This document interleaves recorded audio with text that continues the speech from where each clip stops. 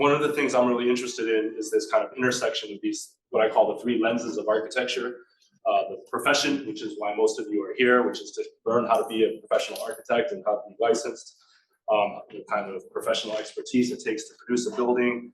But there's also the commons, which is what the rest of the world thinks of architecture, how the general public thinks of what we do. And then also what a lot of the faculty are really interested in, which is the discipline. And that's the kind of conversations that I would say, the inside jokes, the kind of internal conversations that architects have with other architects behind closed doors. And so the work that I do is kind of framed around a series of questions. This is one of my favorite quotes, Cedric Price from 1966, "Technology is the answer, but what is the question?" I'm very interested in technology, but really I'm more interested in how technology can help answer problems or help solve problems. And so this is a quote from one of my mentors, Hanif Kara, where I was at a conference with him, and we were sitting on stage, and somebody asked him what's the difference between a great architect and a great engineer, and he kind of jokingly, said great engineers come up with great solutions, and he kind of elbowed me and said great architects create great problems. And I really took that to heart, and I think that's actually at the core of what I like to think about what I do, which is come up with questions and use design as a way to ask them, and use design as a way to answer them. These are some of the questions that are embedded in the work as a whole. I'm going to skip through some of this real quickly, but some of this is about this notion of tool to technique to techne, which I've shared with many of you before, and the kind of evolution of technology. This is a home office that we did in London, which is very much designed around a digital fabrication process that's looking at single or multi-ply laminated plywood, birch plywood, and thinking how we can maximize the material efficiency through nesting and produce this kind of sculptural home office installation. Concealed within the home office is shelves, storage, paper shredder, a printer. The printer and the paper shredder feed through the slots. And embedded on the wall is a world map. So Charles Fellows is the client there. He's a personal financial advisor, works from home. He's an art collector, and he wanted a piece of furniture that would double as a piece of furniture and a piece of art. And as a big world traveler, he, as a kind of nod to him, we put this embedded world map on the wall, which was the structural bracing pattern. Everything is prefabricated off-site, assembled off-site, and delivered in 8 modules.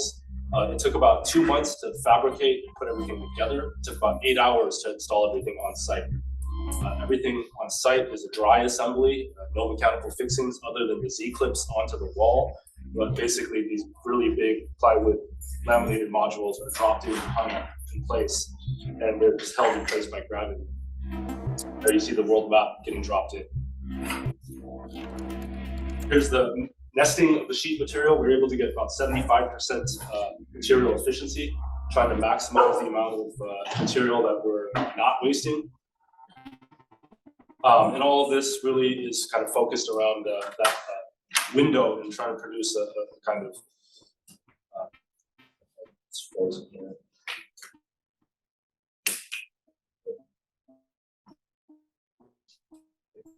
It's crashed.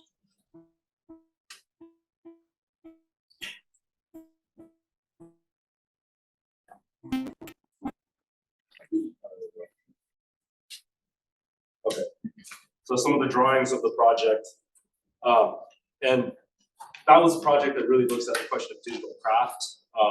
Another question or problem that I'm really interested in is this idea of performative patterning. Thinking of patterns as something that are dynamic and engaging and inherently a part of architecture. This is a project that we did for IBM Watson, which is a sort of an arm of IBM, but it's their data analytics, deep data, cognitive computing. They refuse to use the term artificial intelligence, but they say that artificial intelligence is a term that actually replaces the human, whereas cognitive computing and data visualization, data mining extends and augments the human. And so, as you might notice, there's the Silicon Valley cast in the renders, which was a great way to pitch this to a bunch of computer geeks. When we showed them this rendering, they got really excited. But what we're looking at here is a design of an immersion room at IBM Watson, where they use this immersion room to showcase and sell Watson. And what they do is these kind of immersive visualizations. And they hired us just to design the skin of the room and the room itself. And then it's all filled with technology. So the room is actually just a blank wall with multiple projectors and sensors. But what you see here in my computer that's going really, really slow, I apologize. I'm on a deadline right now, so I think I still have Rhino open and InDesign open right now at the same time, because I didn't want to save everything and close it. And so it's a double skin, cold formed, cold rolled stainless steel on the exterior, hand rolled laser cut aluminum on the interior layer, but it's actually mapping 3 years of analytical data using IBM Watson of online sales, using Watson to kind of create these heat maps of how, let's say, time of day. Sorry, I'm gonna.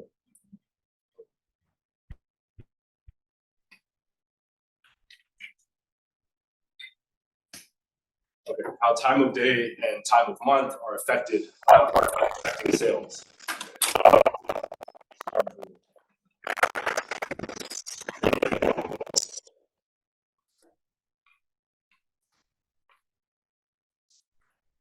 Close some other things.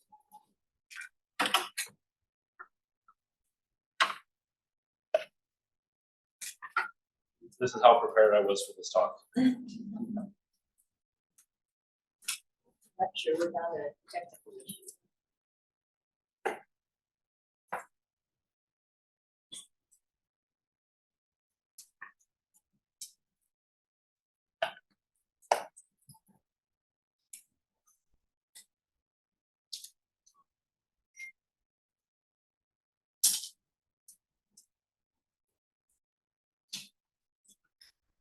Really slow.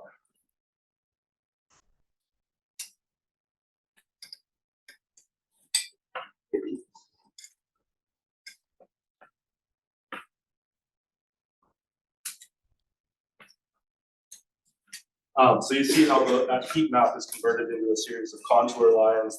Those contour lines are sampled into a series of Voronoi and Delaunay patterns, which have been CNC milled and laser cut onto the two skins, and then wrapped around. And what you get is this end result, which is a kind of dynamic pattern, but one which is actually mapping data.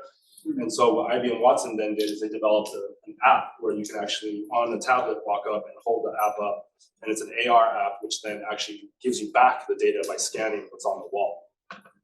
And so you get the quantitative information from that data. But the kind of narrative now is that you get this kind of moire pattern that is backlit, but comes to life as somebody moves around. Basically, because the two patterns create interference between each other. This is another project which we did for Volvo. It's a portable solar-powered pavilion that charges the Volvo V60 plug-in hybrid. This is the car, which at the time, this was in 2014, I believe. This was a very novel concept, which was a hybrid plug-in electric diesel, and it was something that they wanted to showcase. And so they did this open competition, 250 entries from around the world. Few constraints: the pavilion had to be portable, had to fit inside a shipping container, had to erect within 1 day, and demount within 1 day. And it was so that they could showcase it at different venues around the world. So what we thought about is that basically means that they were going to do a prefabricated garage, which would travel, and then the car would travel to that garage. So at the outset of the competition, we set ourselves a goal, which was to think about it less like a destination, but more like an accessory, something that would travel with the car rather than the car traveling to it. Like a backpack, or in this case, a solar-powered deployable backpack. And so we were doing this video, just because the videos seem to really kill things. We were doing in parallel this research looking at tensile structures and we call mesh relaxation using the Grasshopper plugin and Karamba, which is a kind of physics simulation for Grasshopper, and looking at how we can develop these minimal surfaces using that. And what we came up with was this kind of geometric model: 3 points touch the ground, 3 points touch the sky, in reference to the 3 modes of the car. Each of them is driven by exactly 5 repeating arcs. This is the solar incidence analysis that we did, which then drives the mapping of the photovoltaics, the flexible photovoltaics. There's 252. All of them are graphically placed in the areas of greatest solar incidence. Everything is stitched together like a suit, produced in 2-dimensional flat sheets and then stitched together.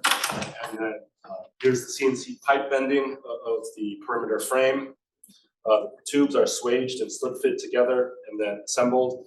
And then we have the neoprene and encapsulated vinyl mesh that goes around. That mesh has 2 pieces with a zipper up the middle and then a zipper around the perimeter. It takes 45 minutes to assemble, and this is the final image of the pavilion. This is another project that we did. As you can see, all of the projects are going to be presented with questions attached to them. Basically, in this case, thinking about a medical clinic and changing the idea of it as something that's very banal and kind of boring. Particularly, this is one that's for children who suffer from neurological disorders.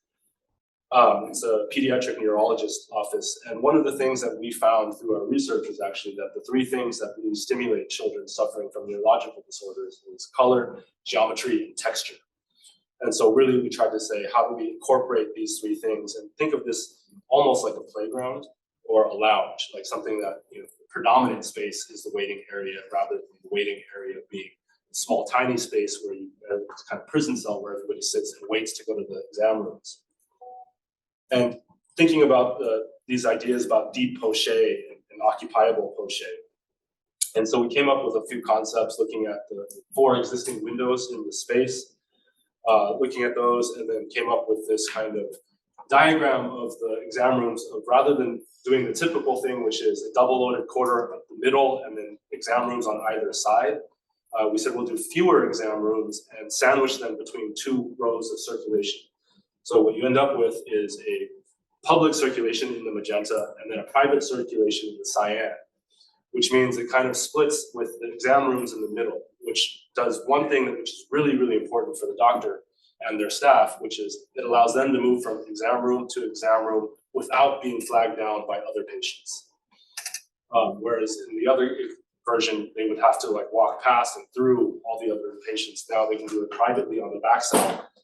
The patients get an extended waiting area that becomes a little bit more spacious. And then we have this kind of pleated folding origami structure that's contoured using an impact cutter. So it's actually like an X-Acto knife on a CNC machine.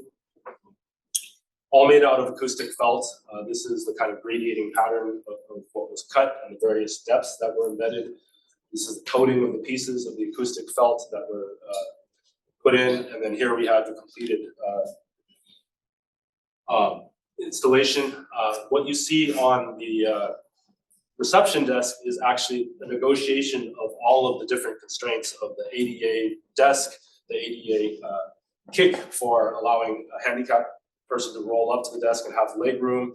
All of these things sort of merged into a singular form. And then we get these kind of occupiable alcoves at the windows, all covered with acoustic felt. So the other thing here is acoustics was a concern for the doctor. So the acoustics actually are deadened by that acoustic felt surrounding the windows and surrounding the doors. On the wall is a CNC built feature wall, which is actually a CT scan of a human brain. And that's the photographer, which is the guy on the left, is actually an alumnus from USC, former student Zach Matthews. And then color coding all of the doors and all of the exam rooms. So the other thing about the color was then to color code things rather than saying exam room 1, 2, or 3, or A, B, and C. The kids actually get to identify them by color. And then this is the back corridor, which actually has an Ocolux capillary system on these back storage walls, which is backlit, which gives it a nice glow and keeps this, so we can reduce the amount of natural or artificial lighting needed in that back corridor. Some of the details here. The doctor has a new problem now, which is one of the best things that clients ever told me. Is her new problem now is that her patients don't want to leave. Like the kids actually stay after and climb and play and hang out. This is a project that we did in Bangkok. It's the Groove at Central World. It is a 12,000 square meter extension to a 600,000 square meter mall. So if you're familiar with Bangkok, Central World is the third largest mall in the world. 600,000 square meters is 6 million square feet. So it's a small city enclosed as a mall. And then you can see here, this is the entire project, but it has office towers, a hotel, a convention center, a medical tower, an education tower. It has everything. Like you could literally live there and not leave. And so what we are doing is occupying that little corner site right there, which was an entry plaza, and creating a 12,000 meter extension, which is tiny relative to the whole thing. And so one of the things we really wanted to do was try to think of it as something that had an intimate scale and became a sort of oasis in this large, dense, highly intense urban condition. There's two exits that access from the mall and from the office tower, and then another one that accesses from the lifestyle and retail, or lifestyle and hospitality and the medical tower, which typically would result in a series of atriums at those intersections, which what we wanted to do was say, we don't want to think of those atriums as something that's carved out of a big mass like holes, but actually think of them as a collection of buildings that has a sort of alley courtyard condition. And then we developed this parametric model, which we actually connected to our client's pro forma in Excel, so they could actually look at real-time numbers and look at how manipulations we were doing were driving their bottom line. And so we could sit with them and actually manipulate this and come to a conclusion where we didn't have to produce 30 versions and then price each one. We could come up and kind of real-time adjust this.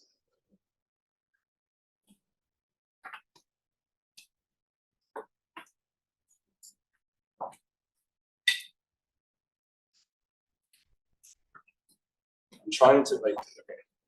I've noticed that if I hit next and it doesn't go, and then I hit next, and it doesn't go, and then it jumps to 30. So I'm trying to be careful with that. So here you see some of the exterior facades, all laser cut aluminum composite panels with a composite wood trim around the edges.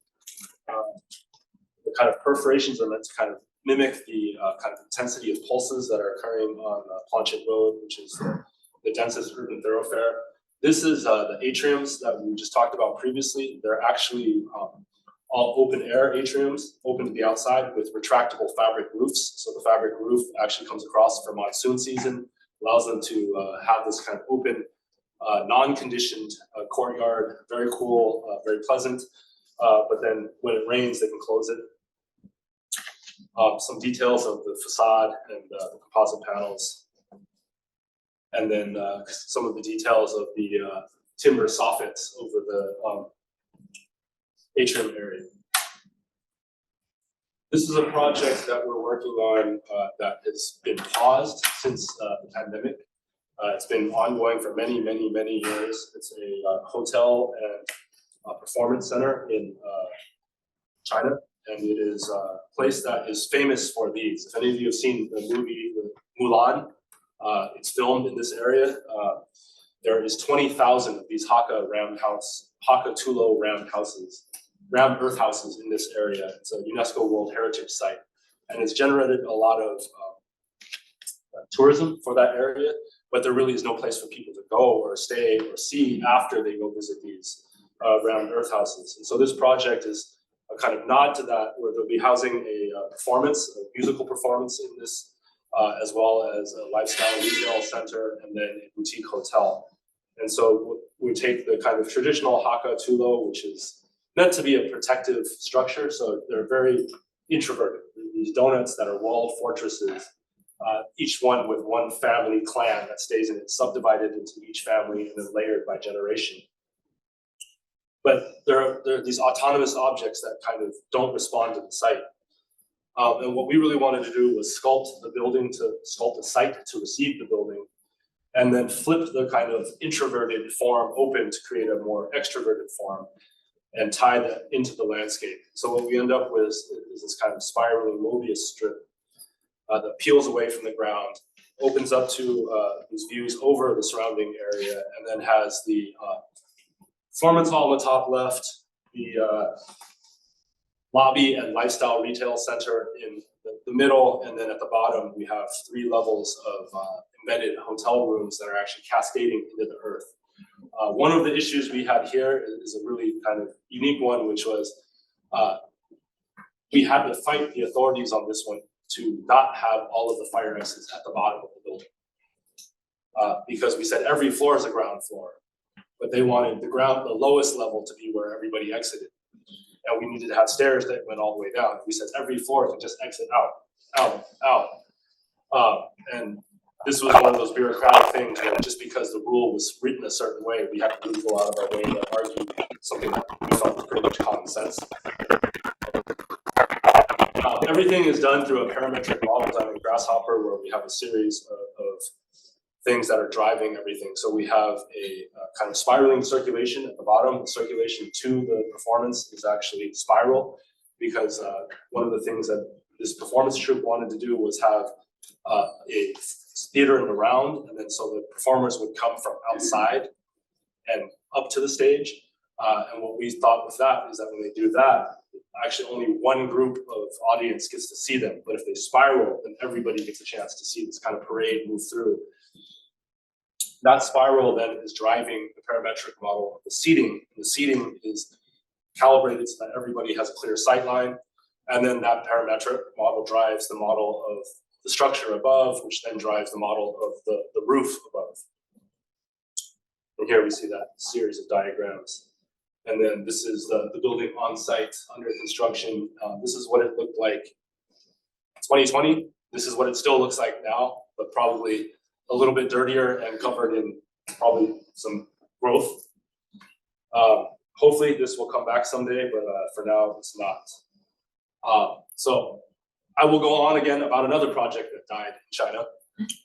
This is a competition which we won for a tower in Guangzhou. It is, hopefully, I do want to play this video, so hopefully this doesn't die. It's in an area of China called Guangzhou, which is where the mountains, the river, and the ocean meet. It's the intersection of these 3 natural elements, and which has resulted in this kind of cultural phenomenon of these scholars' rocks, which are you've probably seen them in sculpture gardens, Chinese sculpture gardens before, but there's these sculptural rocks that they put into the rivers, and the currents that are running to the ocean actually carve them and erode them, flip them, and they turn them. And there's a number of qualities that scholars use to appreciate them, which is about their asymmetry, about their wrinkled surfaces, about their internal cavities, and their caves and punctures that move through them. And the Chinese scholars equate them with the world as a whole, saying that these rocks are sort of microcosms of the world. And so what we're proposing here is a tower that is a sort of microcosm of the world, and takes these rocks as a reference, and looks at asymmetry, and looks at punctures and internal cavities and hanging gardens, creates a dimpled surface through the texture of these louvered skins. We have a series of vertical gardens and hanging gardens, sky gardens. There is the original brief asked for 2 towers, which was 1 tower for the company who's doing the competition, another one for a spec building that they would rent out. What we did is actually put them side by side and then merged the 2 and connected them by bridges, and created some interaction between the 2. And then covered it in a series of extruded aluminum louvers that were broken up into these patterns that we're referencing, that was basically mapping, a bitmap of those surfaces of stones. So here you see some of those stones, the kind of original massing of the master plan, and then how we kind of manipulated it. And so instead of doing them 2 side-by-side towers, we did them as like one sitting on top of the other. So you have the kind of head office and the office at the top, and then the spec office below, and then the convention center and conference center on the bottom. And here are the kind of qualities of the scholars' rocks that Chinese scholars appreciate, and how we kind of map them to the building. An important thing to note here is that the louvers actually are, they're all parallel. They don't change angle, but they are at a 45-degree from one direction. So that means that in the north-south direction, they're horizontal. In the east-west, they're 45-degree diagonal, which means that you can deal with the sun in a much better way, where the north-south direction, you actually want something that blocks more vertical light, and then at the east-west, you want things that block more horizontal light. And so by the combination of those louvers and by doing a straightforward slab system, no curtain wall, we actually push the windows back, so there's a little bit of overhang from the slab and everything is a stick system, shop front system, essentially. It means that one, the curtain wall is cheaper, two, it's protected because now it's shaded by the overhang of the slabs, and then third, it's protected again by the louvers on the front. So we ended up with a 75% reduction of solar incidence on this. So we won the competition, which was great. Means the jury liked the project. Well, we didn't read the fine print in the competition, which was in China, if you win the competition, you get the prize money, but then the client and the government get to choose which one they want to build. So we won the competition, but somebody else got built. So it also took us almost a year to get that prize money. But that's a different story. Anyways, this is a quote from Mark Wigley about kind of the stability of culture and architecture, and I think it's something that is really prevalent right now. But let's say you all remember what happened in March of 2020. I was actually Doris and I believe were appointed in January of 2020, but started our role in May of 2020. So we did not know that we were walking into a global pandemic. To start our jobs as directors of these programs. At that same time that was happening, there was a series of tweets that were going around, started by my colleague Mitch McEwen over at Princeton, and Jeff Von Owen over here pointed me in that direction and pointed me to the things that kind of Mitch was doing. And this is, I think, really important. Like she's saying, this is the competition right now. Like at that time, architects were still talking about doing competitions and whatever. And she was like, no, the end of the world is here and we need to do something. And we started this movement called Operation PPE. Jeff sent me an email and said, we should do something like this. I sent another email. We rallied a bunch of people, and all of a sudden we got our 3D printers from our offices. We sent emails to students and faculty, and it started off as 12 of us, and expanded to 30, and then started snowballing, and we got up to a little bit over 300 people, all over Southern California and beyond, all using our 3D printers to collect material, distribute material, 3D print face masks and face shields. We produced 11,000 face shields and 6,000 face masks.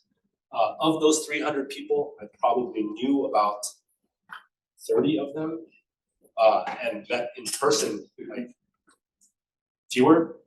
But by the end, there was this whole collection of people that we were Zooming with almost every day, meeting collectively as a group, producing these 3D printed masks.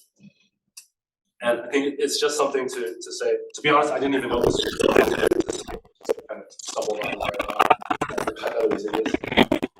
But I think it really says something about the kind of role of technology and culture. And excuse my language, I'll move on from that one and that one. And the idea is that architecture has always responded to the current situation of the world around us. And so this was modernism, and at modernism, this was a response to the Spanish flu in the 1920s, right? So as a response to the Spanish flu, modernism changed. We thought about a more cleaner, sterile environment, kind of separation of planning and separating the functions. And now we're in an era that is post-George Floyd, post-pandemic, post a lot of things, and really beginning to think about a more kind of social way of thinking about architecture. And I think one of the things that's important to think about with all of this is the fact that authorship is always tied to socio-political context, right? So we all know that you could identify movies or books or music by the era that they're produced in, not just by what they sound like, but by what they're talking about, what they're influenced by. Right, so if you think about what the music of Bob Dylan was thinking about in the '60s, it's very much about the political situation at that time. Or the movie Blade Runner in the '80s is actually a kind of critique of Reaganomics and the rise of Japan as a global power.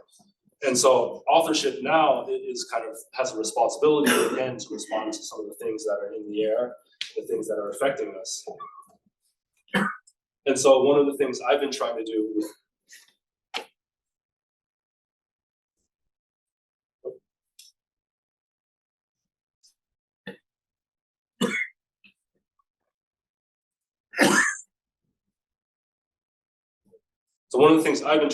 my work is begin to like express more of my own values. This is a public art project that we did in Seattle. And actually, I don't have the finished photographs in here. I just got them photographed last week. But this is we got selected to do it, and then we found out that it's an artwork that goes through a tunnel that's in the SR 520 bike trail in Redmond, Seattle, which is on the Microsoft campus. It's an underpass that goes underneath the freeway and connects two sides of the campus. Once we got selected, we found out that the constraints were that basically you had only the surfaces of the three surfaces to work with. You could do nothing else. So the only things you could do was tile it or paint it. So we began to think about this tunnel as a portal, and thinking of it as a tunnel that wasn't just a place that took you from one end to another, but let's say momentarily used the tricks of the eye, like these kind of constructed perspectives by Brunelleschi or Trompe-l'oeil, these trick of the eye, these kind of perceptual tricks, but also thinking of some references from architecture, Super Studio and their infinite grid, an all-encompassing grid, and a nod to Microsoft and thinking about kind of pixel art and Microsoft Paint, like super low-res, low-fidelity artwork. And the idea of portals in fiction, these kind of places that you enter and they take you somewhere else.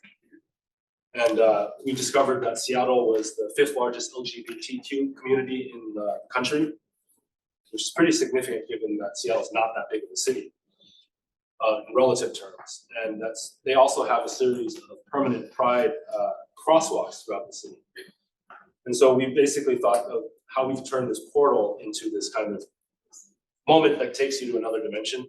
1, which is the rainbow sky, 2, which is the infinite grid, and 3 is the kind of palm trees and kind of departure from the rainy rainforest of Seattle. And so you get this kind of effect, and then as you move through, because it's all projected, that the kind of image begins to disintegrate into larger tiles. Everything is manufactured by a company called Artaic. Artaic works with here's the image of the artwork, which is then mapped and projected back onto the surface of the tunnel as a series of pixels, and then unwrapped, and produced into a series of elevations. And those elevations are broken up into individual tile mosaics, which are then given to a company called Artaic. And then Artaic is a robotic tile manufacturer. So they actually use a 5-axis KUKA robotic arm that places tiles onto a mosaic, grabs them from their arsenal of various colors. And we, of course, sold it as the way people would post it on Instagram.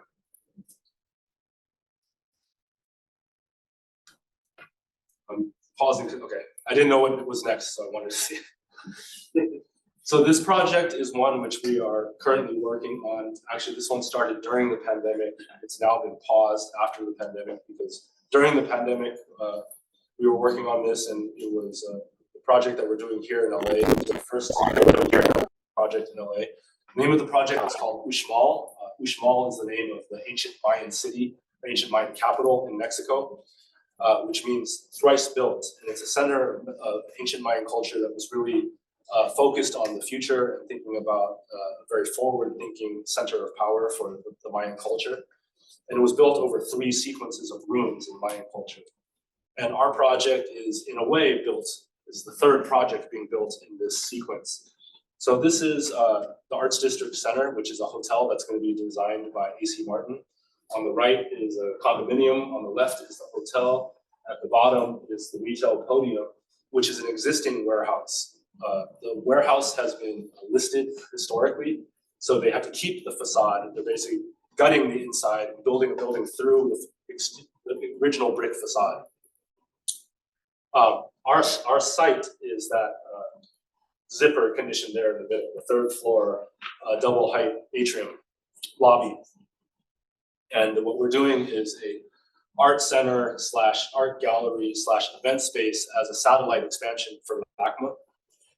And one of the things that we were looking at was thinking of this as a sort of, arts district we know is very much filled with a lot of street art.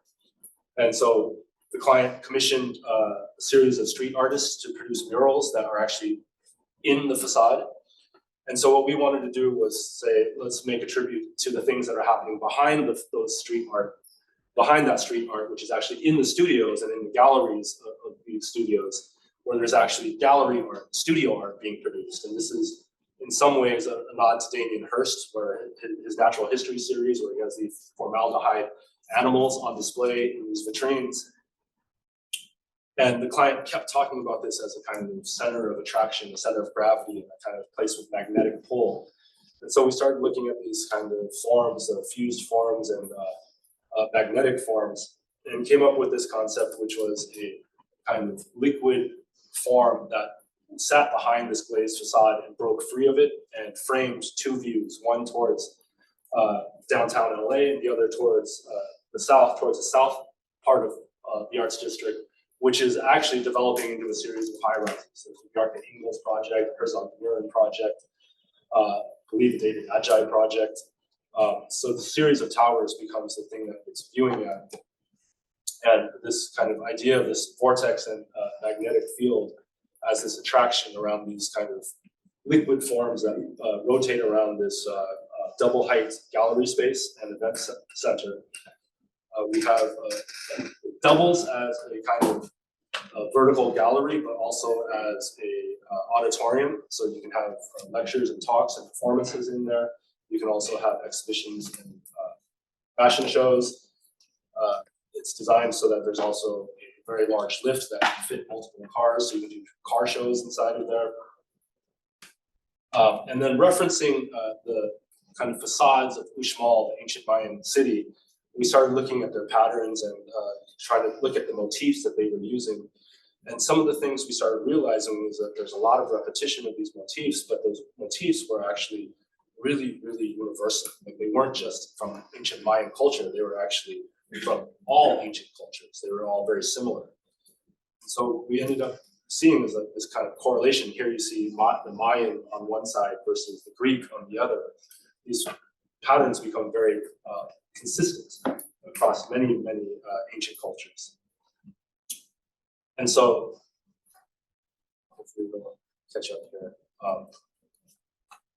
We started creating these catalogs of symbols coming from ancient Mayan cultures for looking at Latin America, ancient Chinese culture symbols, looking at Asia, a drinking, which is a tribe from Africa, from Ghana actually, drinking symbols for a reference to Africa, and then Greek symbols for thinking about Europe and the Mediterranean. All of these ancient cultures have very, very similar symbols. And then we began looking for symbols that we thought spoke to the values of the project, and thinking about symbols that had to do with equality, symbols that had to do with energy, symbols that had to do with power, that had to do with the future, and symbols that had to do with spirituality. And then we were looking at, we used a process called recursive subdivision, which is taking the surface or a sort of pattern and taking a piece and then subdividing and subdividing it, subdividing it over and over and over again. And we wrote a script that what it's doing here is it's subdividing based off of curvature. So basically, the more curved something is, the more it gets subdivided. The flatter something it is, the less it gets subdivided. Which means that you can have big, large sheets and large panels in areas that don't have to take up a lot of curvature. And then you can have smaller ones in areas that do, which means we're not actually doing this out of double curved panels, we're actually doing them out of flat shingle-like panels. But the kind of fidelity of that panelization is variable.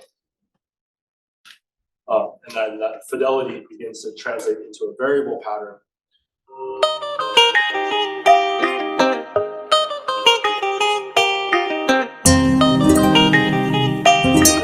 Objects that sit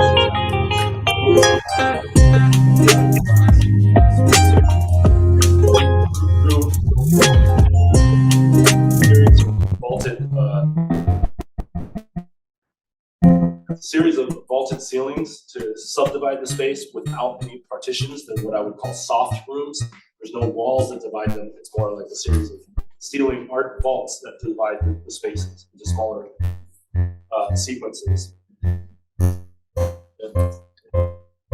Like I said, the computer's not cooperating, so I'm just going to skip the video. Anyways, that's the last project. I always end every talk with this quote, so a lot of you have seen this quote many times.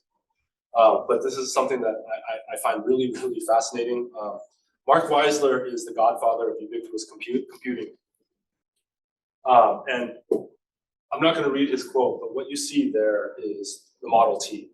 And when the Model T was invented, it was actually called the horseless carriage. And what I do has been labeled digital architecture, and oftentimes gets that moniker.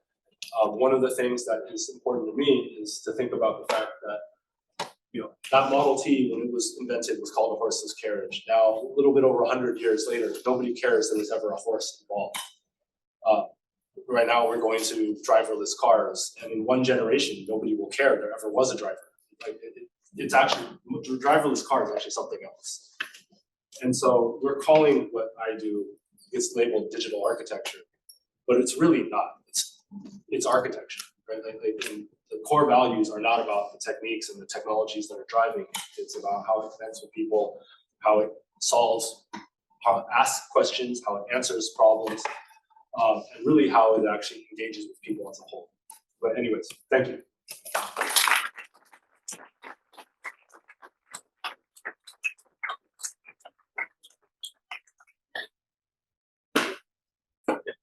Okay, so questions. We can take a few questions. I know some of you may have to go to the studio, but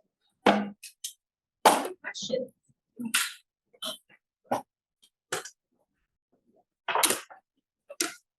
John. I just wondered if you could comment on, excuse me, on your process and the kind of congruency with the response to, for lack of a better characterization, the kind of code, responsibility of the process, and whether you found resistance or that was a added benefit of the performative approach to design. So you could really look at it as an expansion of the kind of functionality to encompass both new criteria and all of the, how should I characterize, more or less tedious parts of the kind of existing constraints.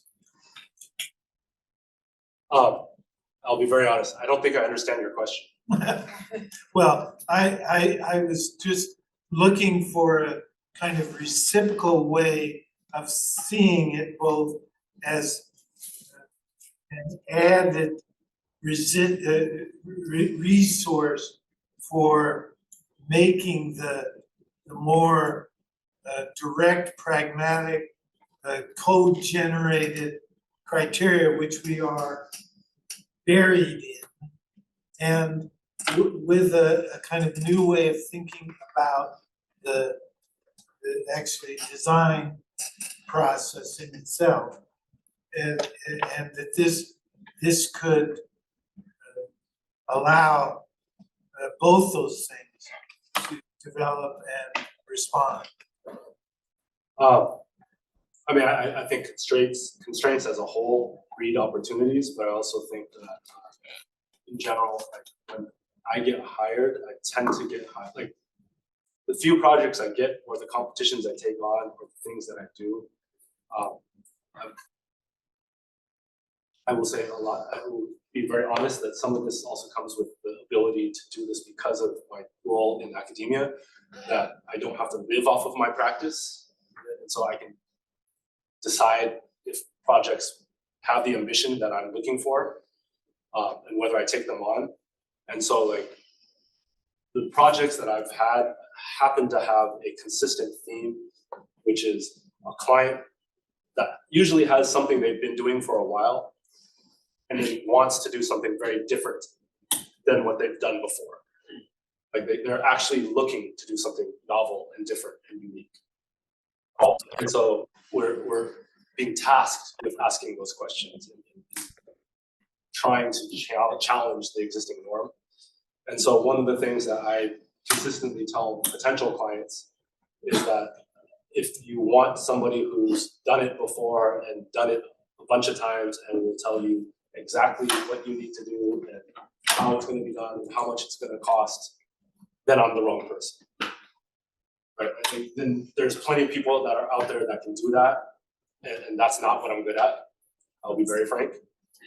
But also, it doesn't mean there aren't jobs. Like right now, I have an existing project which started off as a house addition, turned into a renovation, and now the scope, it's the reverse of scope creep. Now it's like a redecorating project. And those are the projects that I won't show. But, you know, yeah, I don't know if that answers your question. Well, I was looking for competition in that process where you could do all the kind of much more mundane and pedestrian things so much better because of it. So if you could compete on quality. Anyway, I think you will, but I think you're selling yourself short by just becoming thematically informative only because that's what appeals to the client. Yeah. Do you want to ask? No, Let the students go. Students go first. Alvin, appreciate your presentation. I'm wondering, I have many questions, but I'll just ask them a straightforward one. We all have been using AI in our studios, and I think it's really good. And I guess if you could just like look into the crystal ball and reimagine this image, but with AI architecture crossed out, where do you think like what kind of ways do you see yourself implementing that either now or shortly down the line from now?